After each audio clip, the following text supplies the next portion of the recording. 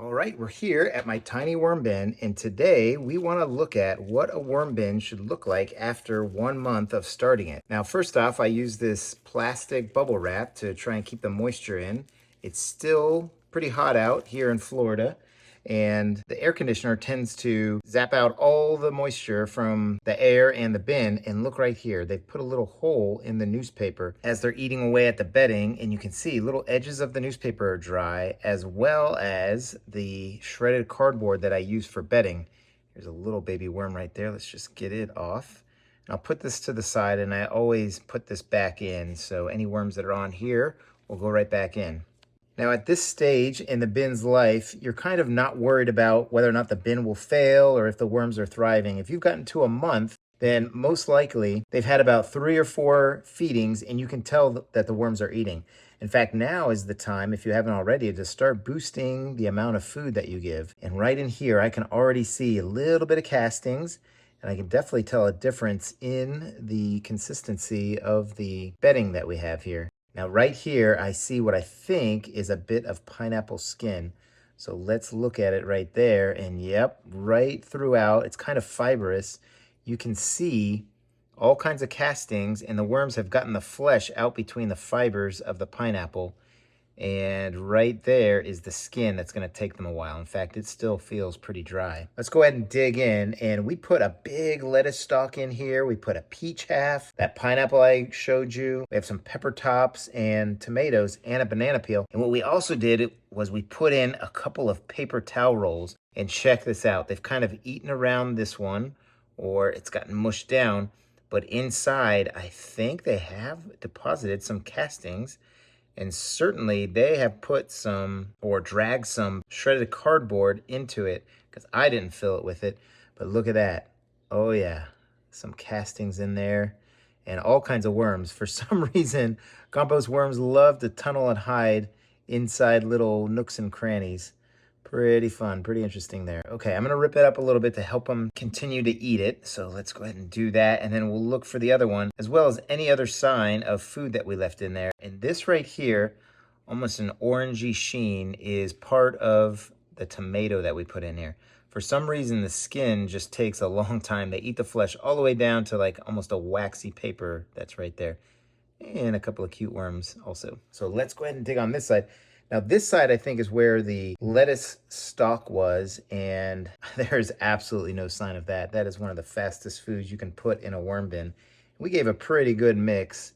So as you get going in your worm bin, it's always important to put a good mix of fast and slow food in. So they've got something to eat right then, and then something to snack on a little bit later. And here's the other toilet paper roll, and they have eaten all through this section right here.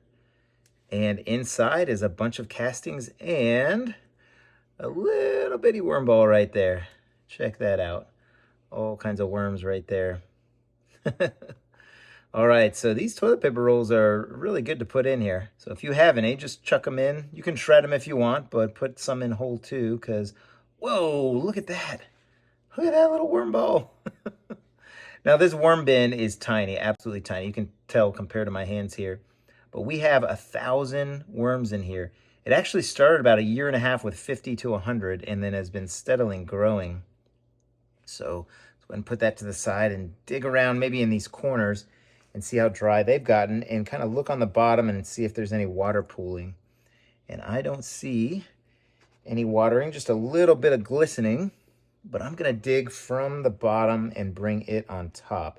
I like to air out my bins when I feed them, and it's been 14 days since we were in here last, so this little bit of disturbance in the grand scheme of things is not much for the worms to handle at all.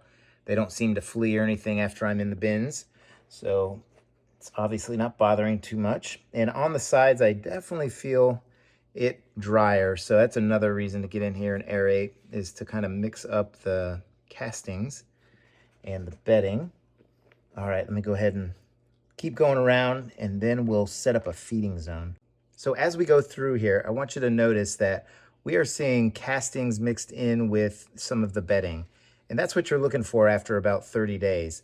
You also want to monitor the moisture, because as you get to more and more castings, the castings retain moisture really well. That's one of the great properties of worm castings and why they're great for seed starting mix. But you see that we have that plastic on there, and maybe in a couple weeks to a month, we're gonna have to take that off, because as the castings start becoming the dominant structure within this bedding, they're gonna retain so much moisture that the bin can get too moist and maybe even cause anaerobic conditions inside. So right now, I would say this bin is right at the perfect moisture or maybe slightly dry. But that's okay, because we're gonna put in a lot of wet foods. And the executive producer makes a really good point. The other thing I'm doing is mixing in the dry with the wet. So that also helps to get the bin a constant moisture all throughout as you go in to each feeding.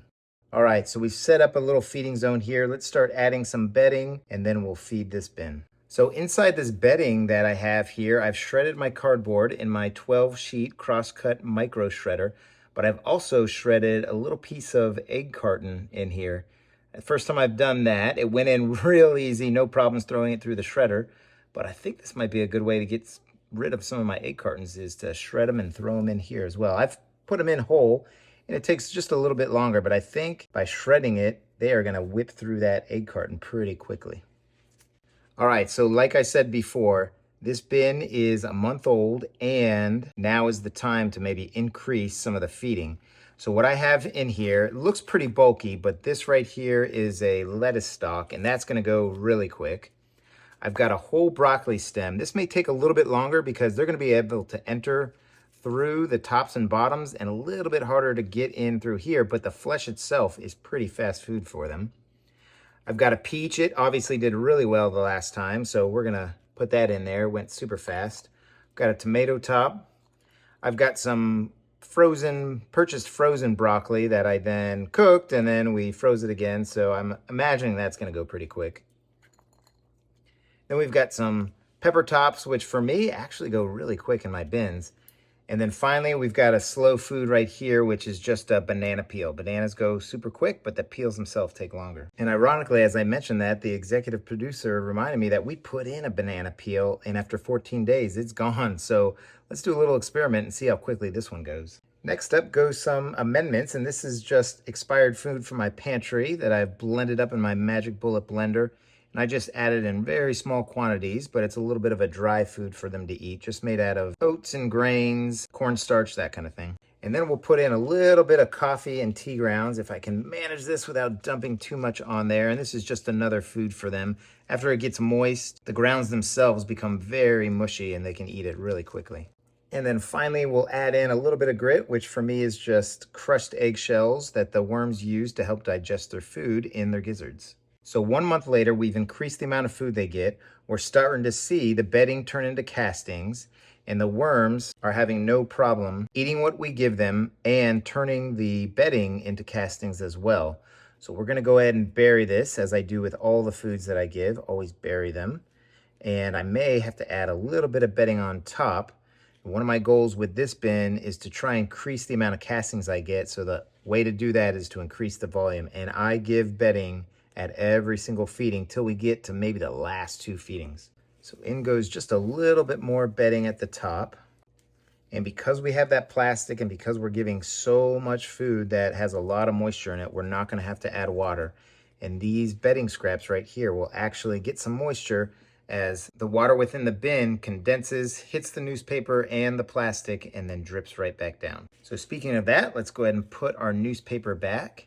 And any tiny worms like that one right there that we're hitchhiking on here are gonna go right back in. So we'll just lay that down there. We'll see if that hole gets bigger too.